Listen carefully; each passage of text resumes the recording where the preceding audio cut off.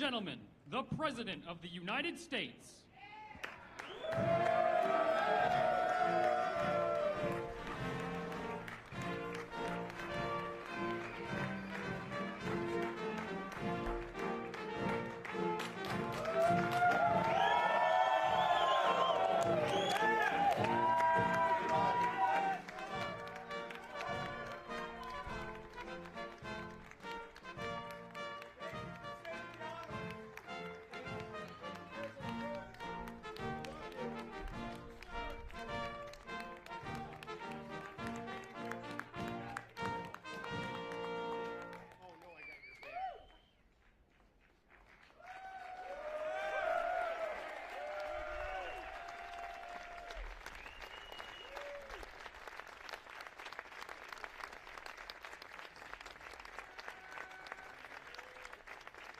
Thank you very much. Thank you. Nice crowd. What a good-looking group of people. Well, we have some very, very good news today, and a lot of good things are happening for our country. Please sit down. My fellow Americans, this is Liberation Day. Waiting for a long time. April 2nd, 2025 will forever be remembered as the day American industry was reborn, the day America's destiny was reclaimed, and the day that we began to make America wealthy again. We're going to make it wealthy, good and wealthy. For decades, our country has been looted, pillaged, raped, and plundered by nations near and far, both friend and foe alike. American steel workers, auto workers, farmers, and skilled craftsmen, we have a lot of them here with us today. They really suffered gravely. They watched in anguish as foreign leaders have stolen our jobs, foreign cheaters have ransacked our factories, and foreign scavengers have torn apart our once beautiful American dream. We had an American dream that you don't hear so much about. You did 4 years ago, and you are now, but you don't too often, and for many years and decades even, you didn't hear too much about. Our country and its taxpayers have been ripped off for more than 50 years, but it is not going to happen anymore. It's not going to happen. Oh, yeah! In a few moments, I will sign a historic executive order instituting reciprocal tariffs on countries throughout the world. Reciprocal, that means they do it to us and we do it to them. Very simple. Can't get any simpler than that. This is one of the most important days, in my opinion, in American history. It's our declaration of economic independence. For years, hardworking American citizens were forced to sit on the sidelines as other nations got rich and powerful, much of it at our expense. But now it's our turn to prosper, and in so doing, use trillions and trillions of dollars to reduce our taxes and pay down our national debt, and it'll all happen very quickly. With today's action, we are finally going to be able to make America great again, greater than ever before.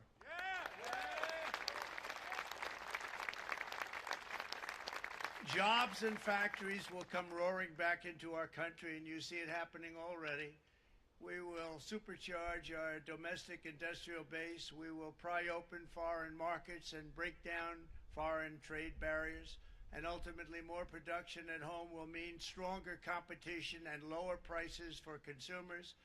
This will be indeed the golden age of America. It's coming back. We're going to come back very strongly. We're pleased to be joined on this momentous occasion by Vice President J.D. Vance. J.D., thank you. Okay. Thank you very much. Where are you, J.D.? No, that wasn't too hard to find. I was looking, you know, he likes to take a low-key attitude, so it'd usually be sitting right in front. He's gaining a lot of confidence, Mike, isn't he? And nearly my entire cabinet is here, as well as Speaker Mike Johnson, who's done an amazing job. And with the great success we had last night in Florida, we have a majority of 7. And 7's like a lot where we had it at 1, right? You've done a fantastic job, and many of the members of the House and Senate are with us. Senators, Congressmen, thank you all for being with us. We appreciate it. For decades, the United States slashed our trade barriers on other countries, while those nations placed massive tariffs on our products and created outrageous non-monetary barriers to decimate our industries. And in many cases, the non-monetary barriers were worse than the monetary ones. They manipulated their currencies, subsidized their exports, stole our intellectual property, imposed exorbitant VAT taxes to disadvantage our products, adopted unfair rules and technical standards, and created filthy pollution havens. They were absolutely filthy, but they always came to us and they said, we're violating, we should pay for it. It's all detailed in a very big report by the U.S. Trade Representative on Foreign Trade Barriers, and I'll just hold it up for you. It's available, and you don't have to pay too much. As I understand it, you'll pay nothing. It's a lot of work for something, actually, because it's a special book. It's very, frankly, it's very upsetting when you read it, when you see what people have been doing to us for 30 years. This all happened with no response from the United States of America, none whatsoever. But those days are over. Let me offer just a few examples of the vicious attacks our workers have faced for so many years. The United States charges other countries only a 2.4 tariff on motorcycles. Meanwhile, Thailand and others are charging much higher prices, like 60%. India charges 70%. Vietnam charges 75%, and others are even higher than that. Likewise, until today, the United States has for decades charged a 2.5 tariff. Think of that, 2.5% on foreign-made automobiles. The European Union charges us more than 10% tariffs, and they have 20% VATs, much, much higher. India charges 70%, and perhaps worst of all are the non-monetary restrictions imposed by South Korea, Japan, and very many other nations. As a result of these colossal trade barriers, 81% of the cars in South Korea are made in South Korea. 94% of the cars in Japan are made in Japan. Toyota sells 1 million foreign-made automobiles into the United States, and General Motors sells almost none. Ford sells very little.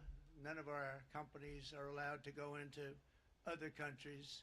And I say that, friend and foe, and in many cases the friend is worse than the foe in terms of trade.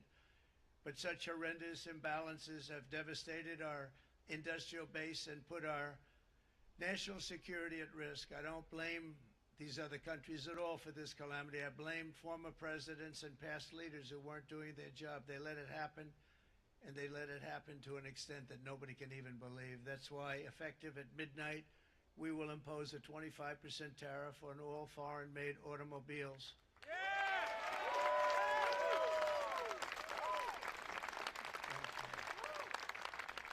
Brian, I'd like to have you come up here for a second. Okay? I just see him sitting. He's been a fan of ours, and he understands this business a lot better than the economists, a lot better than anybody. Brian, say a few words, please, would you? Thank you. It's a great honor to have you. Thanks. Thank you, Mr. President. I grew up just north of Detroit, Michigan, in Macomb County, known as the home of the Reagan Democrats. My first vote for president was for Ronald Reagan. I thought that was going to be the best president I ever saw in my lifetime until Donald J. Trump came along. I have watched my entire life, I have watched plant after plant after plant in Detroit and in the Metro Detroit area close. There are now plants sitting idle. There are now plants that are underutilized, and Donald Trump's policies are going to bring product back into those underutilized plants. There's going to be new investment. There's going to be new plants built. And the UAW members, and I brought 20 of them with me. They're sitting right over here. We support Donald Trump's policies on tariffs 100%. So, Mr. President, we can't thank you enough. And in 6 months or a year, we're going to begin to see the benefits. I can't wait to see what's happening 3 or 4 years down the road. Thank you, Mr. President. What a great guy. He got it right from the beginning. He got it before almost anybody else. This group over there, they got it too. And, you know, we won the state of Michigan. We won almost all of them. But we won Michigan by a lot, and I want to just thank you all. The auto workers were fantastic. The Teamsters were fantastic. Thank you.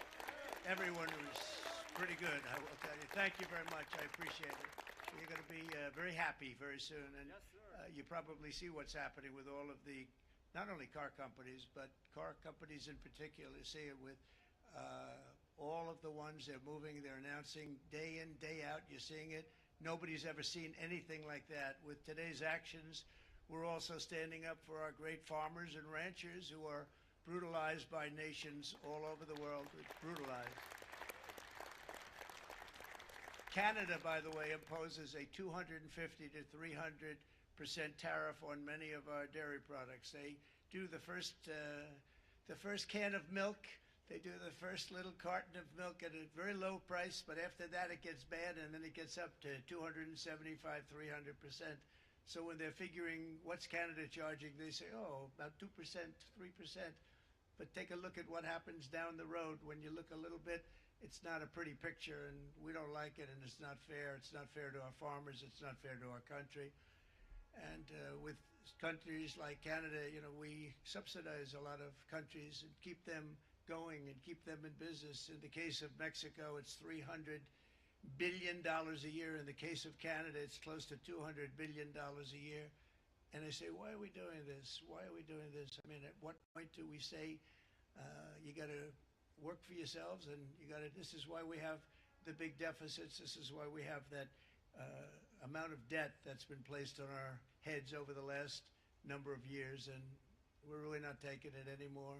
Through non-tariff barriers, the European Union bans imports of most American poultry. You understand? They say, we want to send you our cars, we want to send you everything, but we're not going to take anything that you have. Australia bans, and they're wonderful people and wonderful everything, but they ban American beef, yet we imported $3 billion of Australian beef from them just last year alone. They won't take any of our beef. They don't want it because they don't want it to affect their farmers. And you know what? I don't blame them, but we're doing the same thing right now, starting about midnight tonight, I would say.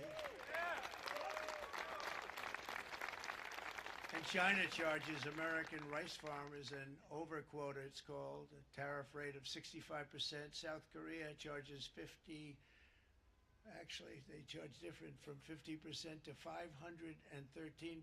And Japan, our friend, charges us 700%, but that's because they don't want us selling rice, another thing. Who can blame them, Madam Secretary? Agriculture, great job you did on eggs, by the way. The egg prices came down 50%. We got them down 50%. Once we got involved, they were going through the sky. The egg prices, they were going through the sky, and you did a fantastic job. Now we have lots of eggs, and they're much cheaper, down about 59% now, and they're going down further.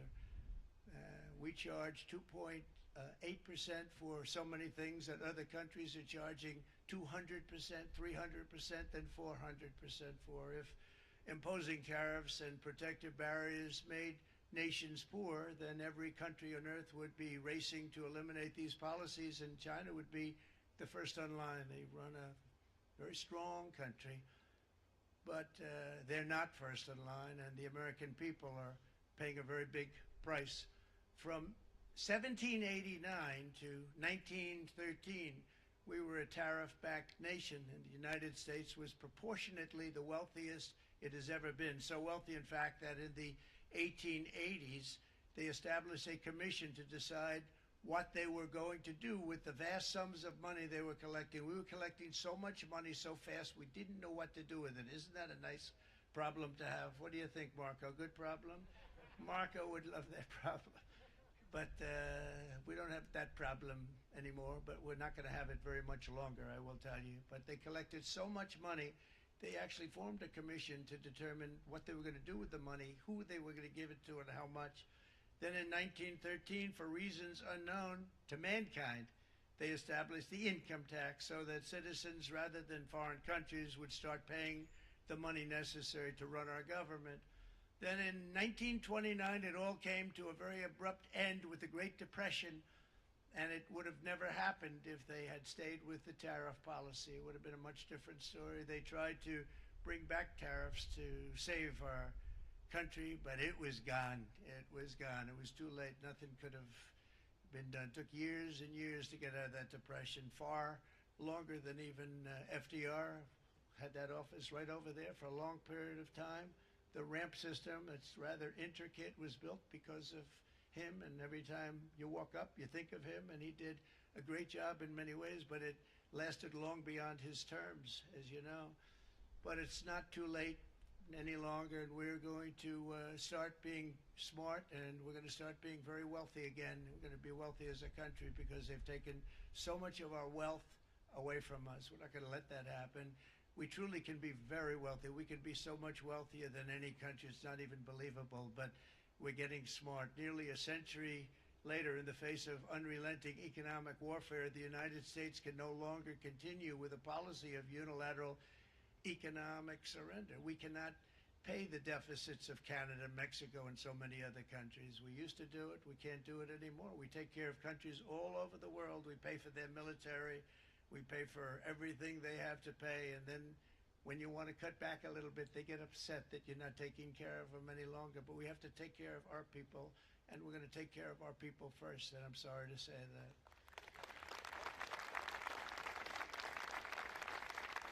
And today we're standing up for the American worker, and we are finally putting America first.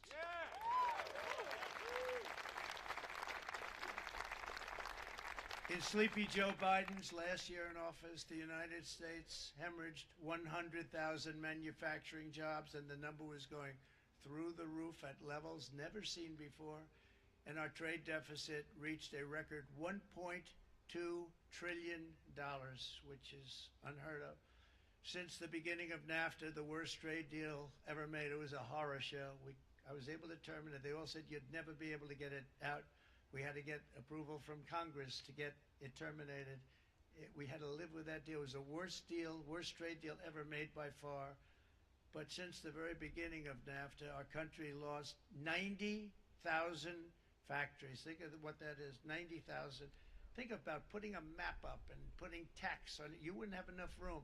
90,000. I said, is that possible? We had it checked 4 different times, and it was actually somewhat higher than that. And 5 million manufacturing jobs were lost while racking up trade deficits of $19 trillion. That was the worst trade deal ever made. As a result of these gigantic losses, foreign nations now own $26 trillion more of American assets than think of this, than the Americans own of their own foreign assets or other foreign assets. The United States can no longer produce enough antibiotics to treat our sick. We have a tremendous problem. We have to go to foreign countries to treat our sick. If anything ever happened from a war standpoint, we wouldn't be able to do it. We import virtually all of our computers, phones, televisions, and electronics. We used to dominate the field, and now we import it all from different countries. A single shipyard in China now produces more ships every year than all of the American shipyards combined. Think of that. And it was a business that we used to dominate. We used to dominate it totally. In short, chronic trade deficits are no longer merely an economic problem. They're a national emergency that threatens our security and our very way of life. It's a very great threat to our country. And for these reasons, starting tomorrow, the United States will implement reciprocal tariffs on other nations. It's been a long time since we even thought of that.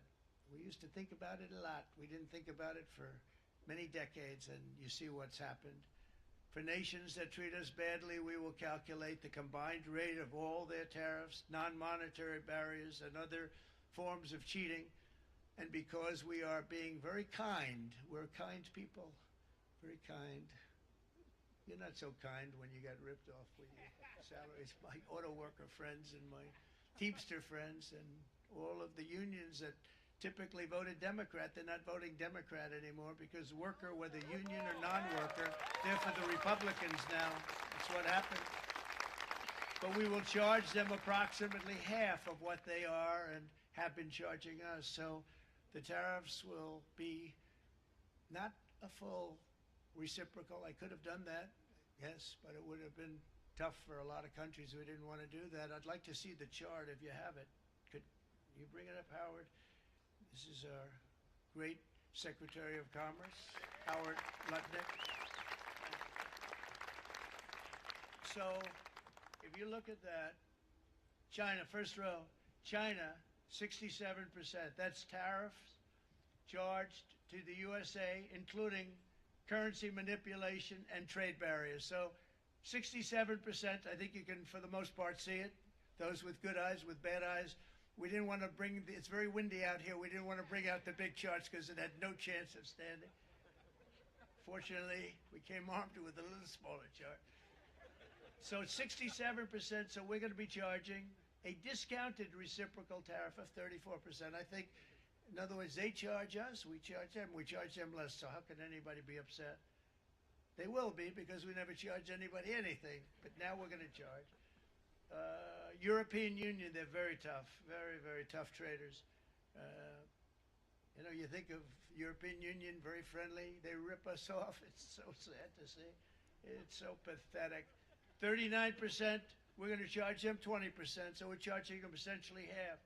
Vietnam, great negotiators, great people. They like me, I like them. The problem is they charge us 90%. We're going to charge them 46% tariff. Taiwan, where they took all of our computer chips and semiconductors. We used to be the king, right? We were everything. We had all of it. Now we have almost none of it, except the biggest company is coming in. We're going to end up with almost 40%. Lee Zeldin's working to get their approvals. And it's an amazing company. Mr. Wei, of one of the great companies of the world, actually. They're coming in from Taiwan, and they're going to build one of the biggest plants in the world, maybe the biggest for that. But 64%, we're going to charge them 32%. Japan, very, very tough, great people. And again, I don't blame the people for doing it. I think they're very smart in doing it. I blame the people that sat right in that Oval Office, right over there, right behind the Resolute desk, or whichever desk they chose. Japan, 46%. They would charge us 46%, and much higher for certain items like cars, you know, little items like cars. 46%, we're charging them 24%. India, very, very tough, very, very tough. The Prime Minister just left, and he's a great friend of mine, but I said, you're a friend of mine, but you're not treating us right. They charge us 52%. You have to understand, we charge them almost nothing for years and years and decades, and it was only 7 years ago when I came in, we started with China charging. We took in hundreds of billions of dollars from China in tariffs, and they understood, honestly. President Xi understood. He said, look, I understand, and the other countries, and they all understand. We're going to have to go through a little tough love, maybe, but they all understand. They're ripping us off, and they understood it.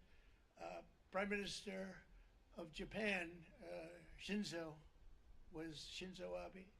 He was a fantastic man. He was unfortunately taken from us, assassination. But I went to him and I said, Shinzo, we have to do something. Trade is not fair. And he said, I know that, I know that. And he was a great gentleman. He was a fantastic man, but he understood immediately what I was talking about. I said, Shinzo, we have to do something. He said, I know that. And we worked out a deal, and it would have been a much better deal, but frankly, there were many years left in the deal that was made previous to my getting there, but it was something. If you look at Switzerland, 61% to 31%. Indonesia, Malaysia, Cambodia. Oh, look at Cambodia, 97%. We're going to bring it down to 49. They made a fortune with the United States of America. United Kingdom, 10%, and we'll go 10%. So we'll do the same thing. South Africa, 60%, 30%, and they've got some bad things going on in South Africa. You know, we're paying them billions of dollars, and we cut the funding because a lot of bad things are happening in South Africa. The fake news ought to be looking at it. They don't want to report it. Brazil, 10%, 10%. Bangladesh is 74%. So you see what's going on. Pakistan, 58%. Sri Lanka, 88%. So what we're doing is we're taking Not the full. We could take the full 88%. Thanks a lot. He's doing a very good job. How's he doing? All right? I think you better take it with you. It's not going to last very long. He's going to put it, it's going to follow you down with the wind. I brought a hat just in case it got too windy, but here, would anybody like a hat? Yeah. I'm not giving it to a cabinet. I'm giving it to the auto workers.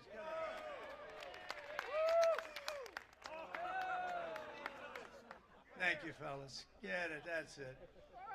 That's it. They deserve it more than our cabinet. Our cabinet has plenty of hats. But you see the numbers. The numbers are so disproportionate. They're so unfair. At the same time, we will establish a minimum baseline tariff of 10%. You notice that on the chart? And that'll be on other countries to help rebuild our economy and to prevent cheating. So we're going to have a minimum of cheating, and we're going to be very severe on the people that at the gate that watch the tariffs and watch the product coming in, because there's been a lot of bad things happening at the gate because the money is so enormous that you're talking about. There's never been probably anything like it in terms of the enormity, and there are a lot of bad things happen at the people that do the check-in, and they're looking at 10-year jail sentences if they do play. We're going to treat them so good, but if they cheat, the repercussions are going to be extremely strong. Foreign nations will finally be asked to pay for the privilege of access to our market, the biggest market in the world. We're right now the biggest market in the world. We had a great country 4 years ago in terms of the economics. We were doubling up on China. We were doing so well. Nobody was going to catch us, but so much of it slipped away over the last 4 years under Biden. I campaigned on this policy throughout last year, and today that promise was made, and it was also a promise, as you know, that was kept. Promises made, promises kept. To any company that objects to our common sense reciprocal tariffs, again, reciprocal, back and forth, back and forth. And I call this kind reciprocal. This is not full reciprocal. This is kind reciprocal. But what we do is we cut it in half. We charge them. My answer is very simple. If they complain, if you want your tariff rate to be zero, then you build your product right here in America, because there is no tariff if you build your plant, your product in America. And we've seen companies coming in like we've never seen before. Likewise to all of the foreign presidents, prime ministers, kings, queens, ambassadors, and everyone else who will soon be calling to ask for exemptions from these tariffs. I say, terminate your own tariffs, drop your barriers, don't manipulate your currencies. They manipulate their currencies like nobody can even believe, which is a bad, bad thing and very devastating to us. And start buying tens of billions of dollars of American goods. Tariffs give our country protection against those that would do us economic harm. And many people were looking to do us economic harm. Maybe not so obviously, but they were doing tremendous economic harm. But even more importantly, they will give us growth. These tariffs are going to give us growth like you haven't seen before, and it'll be something very special to watch. I am so looking forward, and Brian, it's going to happen even faster than you said. You know, you might say, but it's already started. It's already started. Work's already begun on plants all around the country, and you see that as before. These are big, rich companies. We have $61 billion started on a big plant going up. It's going to be announced over the next 2 days, and they already started work. Many of these the biggest companies in the world, they've committed to build, build, build. We're going to build, build, build, sir. And they came here to see me, and they wanted to know if they could have a press conference. I do as many as I can. I'm pretty busy trying to stop Russia and Ukraine and the Middle East. We got to stop that. We're going to stop the Houthis, which we're making tremendous. They like shooting ships down and out of the water, sinking ships. They get a kick out of it, but they're not getting such a kick out of it now, are they, Mr. Secretary? They're not getting such a kick out of that now. But here are just a short list of some of the companies that have already announced and committed to investment. And this is a company that built its factories and its plants in China. Apple is going to spend $500 billion. They never spent money like that here. They're going to build their plants here. SoftBank, OpenAI, and Oracle, great companies, are investing $500 billion almost immediately. NVIDIA, a hot company, is investing hundreds of billions of dollars. They just announced. TSMC, the biggest, most important company in the world of chips from Taiwan, with no investment from us, is investing $200 billion. And they said the reason was, number one, the election of November 5th, and number two, the tariffs. They don't want to pay the tariffs, and the way they're not paying it is to build their plant here. So we're going to go from almost no percentage. We used to have 100% of the chip market. Now it's all in Taiwan. Almost all of it's in Taiwan. A couple of other countries, but mostly in Taiwan. And think of it, we had 100%. We lost it because of people in that office that didn't do their job. They allowed it to be stolen from us. Johnson & Johnson, great company, $55 billion. Eli Lilly, $27 billion. Meta is investing $500 billion. Wow. The Mac is investing $20 billion. CMA, CGM, $20 billion. And then you have Merck and Clarios, Stellantis, General Motors, GE Aerospace, Honda, Nissan, Hyundai are all putting in billions and billions of dollars, and they're committed 100%. And we've never had, and this is after 2.5 months. This is after just a short, this all took place as soon as we came out with what everybody wanted to do. You know, I watched a gentleman today on television. He used to work with Lee Iacocca, a very respected automobile person, and he said, you know, because they're asking people, they try and get as many negative people as they can, but they can't find them too much. It's pretty hard to find in terms of what we're doing, especially when they see all this investment. They said, so tell me, what do you think of what Trump is doing from the automobile standpoint? He said, I can't believe it.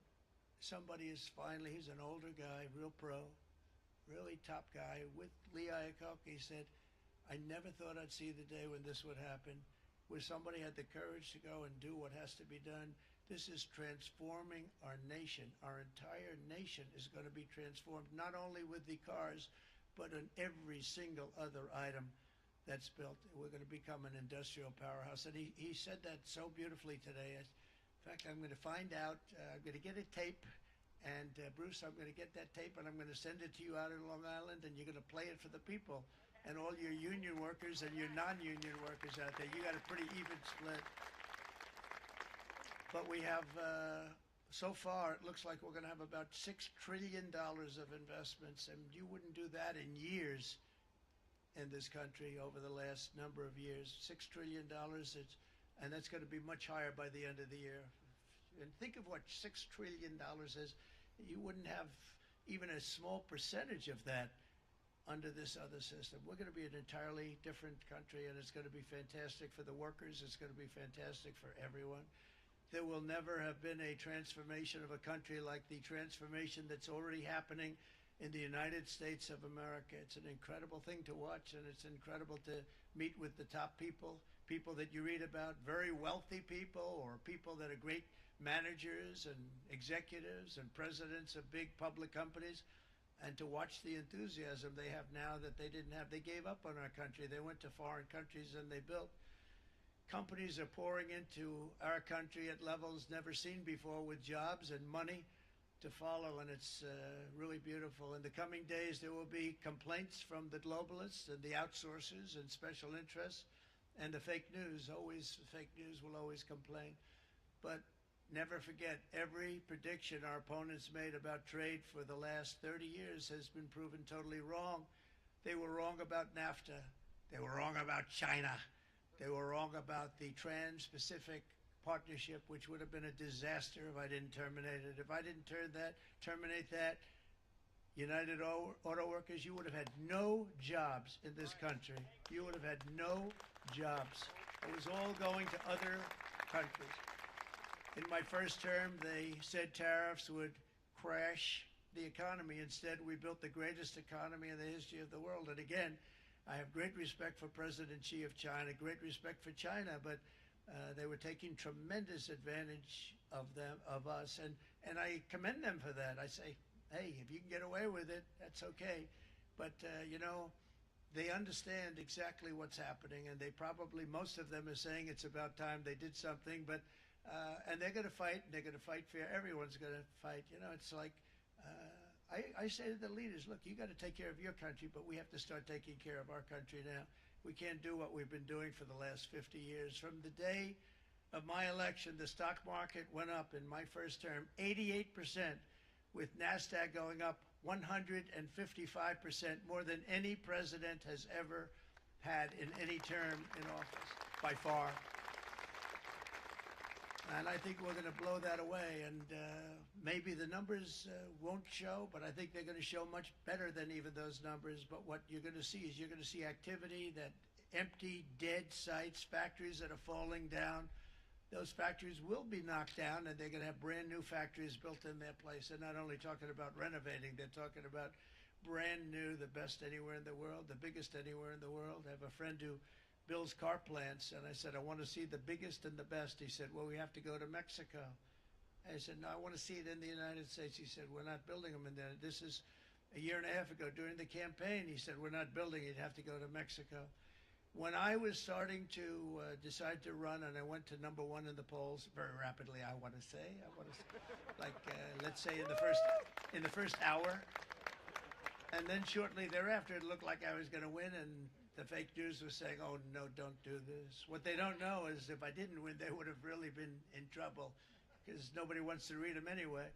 But I tell you what, when it looked like I was going to win, I announced that I was going to be doing exactly what we're talking about today. Great consistency, actually, because I've been talking about it for 40 years. But because I saw what was happening 40 years ago. If you look at my old speeches when I was young, very handsome, my old speeches, and that people would say, it'd be on a television show, I'd be talking about how we were being ripped off by these countries. I mean, nothing changes very much. The only thing that changed were the countries, but nothing really changes. But it's why it's such an honor. It's such an honor to be finally able to do this. If you look at China, I took in hundreds of billions of dollars in my term, hundreds of billions. They never paid 10 cents to any other president, and yet they paid hundreds of billions, so much so that Biden couldn't do anything. They wanted to try and terminate it because he had a very special relationship with China. You know what the relationship was? He had a special relationship. But the numbers were so big, that they couldn't do it. So they did ease it up. They did things that they shouldn't have done. They made it a lot more comfortable for them, but they couldn't do it because the numbers were hundreds of billions of dollars, and I did that. And we were on our way to doing something like incredible. And then we had a very bad election happen, a very bad election. A lot of bad things happened. So when I said we got to do it again, I said we have to make it too big to rig, and we made it too big to rig, and we won in records, and it was a monumental win. And it was such an honor to see so many of you, like Brian and your friends, here with us to celebrate, and to more importantly celebrate what we're doing, because that wouldn't be a full celebration if we didn't do this, because this will be an entirely different country in a short period of time.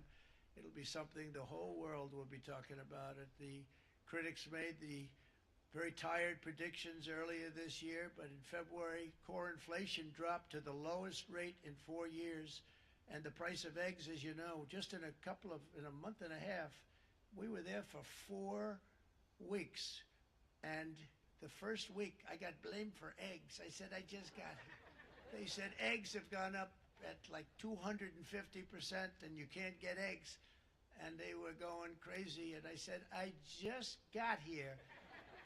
And then we got to work on eggs, and we got to work on everything. And our great Secretary of Agriculture, you did a fantastic job, Brooke Rollins, she did a fantastic job. And as I said before, the price of eggs dropped now 59%, and they're going down more, and the availability is fantastic. They were saying that for Easter, please don't use eggs. Could you use plastic eggs? I said, we don't want to do that. We want to, and you really came through. It's an amazing job. Thank you very much, Brooke. You did great. But likewise, an old-fashioned term that we use, groceries. I used it in the campaign. It's such an old-fashioned term, but a beautiful term, groceries. It sort of says a bag with different things in it.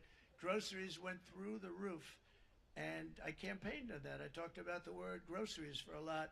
And energy costs now are down, groceries are down, gasoline is way under $3, and people are beginning to be able to buy things and live again. We brought prices way down. We created 10,000 already in a few weeks, new manufacturing jobs, and it was that took place in 1 month, numbers that they haven't seen in a long time. We had virtually no inflation under my term.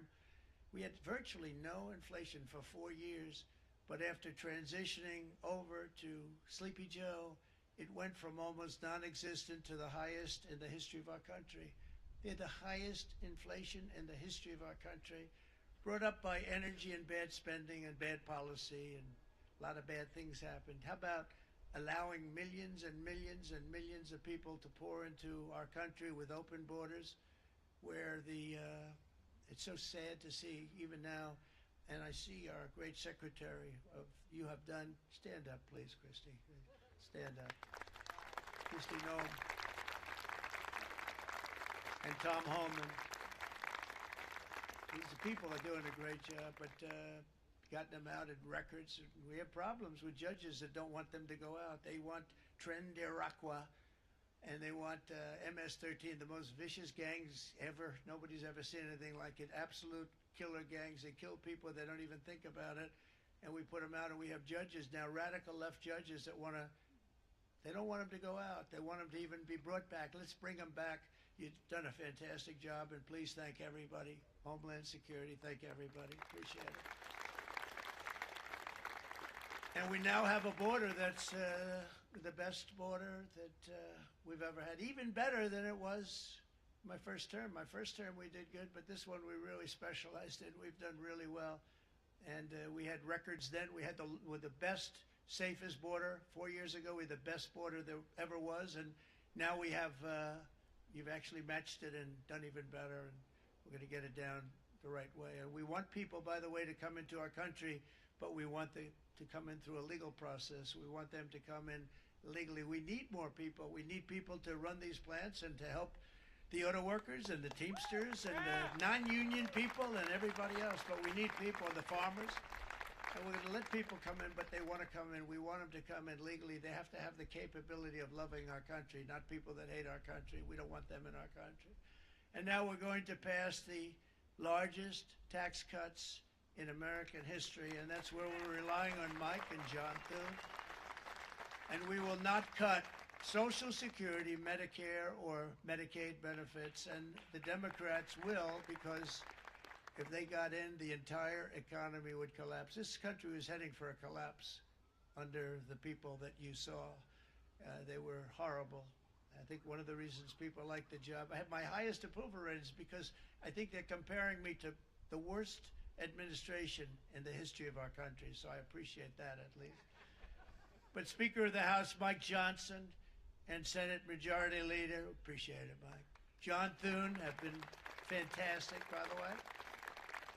But they've been working tirelessly on taking the next step to pass the plan for our one big, beautiful bill. I'd like to name it that if you can. One big, I made that statement about 6 months ago, and everybody calls it one big, beautiful bill. And it will be that. It'll have everything, the big tax cuts and every incentive there is. And it'll be fantastic. And by the way, for the cars, we're asking for an interest deduction on a loan. So if you build the car, only in America we do it, Brian. If the car's not built in America, you don't get the interest rate deduction. But if you build the car in America, if you buy a car, if it's built in America, then you get an interest rate deduction, tax deduction, and that's a big thing. It's going to be a big thing. I think that's going to pay for itself very quickly, that deduction. Never happened. We've never had anything like that before. Somebody said, where do you get the idea? Because it's so basic. You would think that would have happened a long time ago. It never did, and I'm very happy it didn't, because now I can say that was my idea. But we're going to get us closer to the debt extension. We have to get the debt extension passed, and I know you're going to be able to do that, Mike, and it's very important that you do that. And all of the other things that the Senate budget plan gives us, along with working, because I know they're working together, John and Mike, and the two bills are going very well together. We need to get our shared priorities done, including certain permanent tax cuts. We want the tax cuts to be permanent, spending cuts, energy and historic investments in defense, border, and so much more. We're covering everything. These will be phenomenal. There'll be no bill like this going to straighten. One bill is going to straighten out our country for many, many years to come. And we said, let's just do it and let's get it done. And some guys will love it and some guys will like it a little bit less because they're not getting what they were exactly looking for, but they're getting a lot. They'll never, if we get this done, it'll be the most incredible bill ever passed in the history of our Congress and Senate and congressmen, the senators and the congressmen, many of whom are here today, will be very proud of themselves. I really believe that it's going to set us on a whole new prosperous path. We're going to cut spending and right-size the budget back to where it should be. We're going to do that very strongly. Thank you, Rick. Thank you, John. Thank you. Oh, look at all of our senators over there. Oh, boy. That's a nice group of people. But I won't like them so much if they don't get this bill done. That's a great group. And Congressman, thank you very much. I appreciate it. Tremendous people. The Senate plan has my complete and total support, and the House plan likewise is very similar. They're moving along pretty much at the same clip, and as soon as you're ready, you'll show it to me, and I'm sure it'll have my support, Mike. Every Republican congressman and senator must unify. We have to unify. We can't be separated. We have to get it done. We have to get absolutely everything we can, and we have to take care of the American people. That's the only thing that matters. We have to take care of the American people first. We need to pass this bill immediately, get it done, including debt extension. From this day on, we're not going to let anyone tell us that American workers and families cannot have the future that they deserve. We're going to produce the cars and ships, chips, airplanes, minerals, and medicines that we need right here in America. The pharmaceutical companies are going to become roaring back. They're coming roaring back. They're all coming back to our country because if they don't, they got a big tax to pay. And if they do, I'll be very happy, and you're going to be very happy, and you're going to be very safe. We're going to build our future with American hands, with American heart, American steel, and we're going to build it with American pride like we used to. We're approaching our 100th day as president and have been given credit by a lot of people, actually, even some of the fake news. Can you believe it? Which in this case hopefully isn't fake, for having done more in that time than any other administration in the history of our country in the first 100 days. I think we've had an amazing, in terms of what we've done, what we've gotten accomplished. I'd like to see if we can get that war ended and another war from not starting in the Middle East. We have to get Russia. They're losing 2,000 on average, 2,500 people a day, young people, soldiers, Russian. Think of that. 2,500 through some days, but on average, probably over about a 1 week period, it's 2,712, they say. They're losing those soldiers. They're dying. They're being decimated, and they're not from our country, but they're from other countries, but they're human beings. They're from Russia. They're from Ukraine in this period, most of them. And we're going to get it stopped. It's a senseless war that would have never happened if I was president, and it shouldn't be allowed to go on. And I think we're being given good cooperation by Russia and by Ukraine, but we have to get it stopped. It's humanity. It's humanity. It's a terrible thing. This will be a very big moment. I think you're going to remember today. It's going to be a free nation that we're dealing with. We're going to have a very free and beautiful nation. It's going to be Liberation Day in America, and it's going to be a day that hopefully you're going to look back in years to come and you're going to say, you know, he was right. This has turned out to be one of the most important days in the history of our country. God bless you and God bless America. Thank you, everybody. Thank you very much. Thank you very much.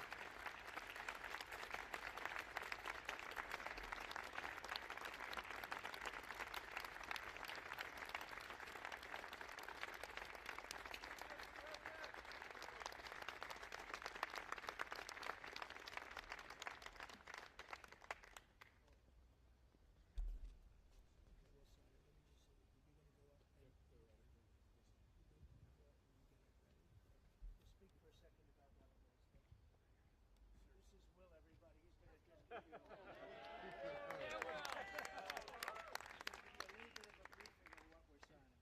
afternoon, y'all. We have two documents prepared for the President's signature today. One closes what's referred to as the de minimis loophole with respect to imports from the People's Republic. The other is the big one, is the reciprocal tariff executive order that the President just spoke about at length. This is obviously a huge deal, and it's been an honor to be a part of your team getting this ready for you. Boom.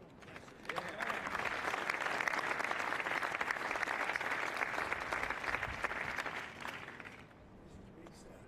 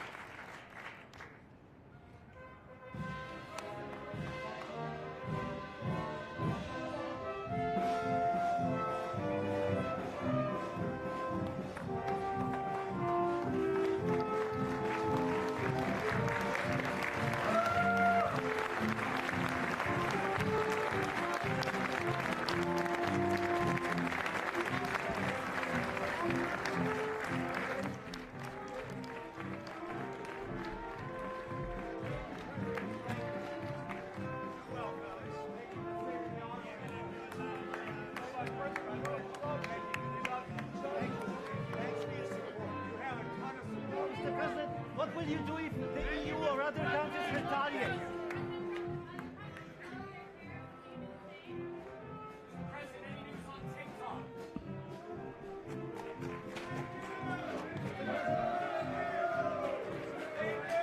What will you do if other countries retaliate?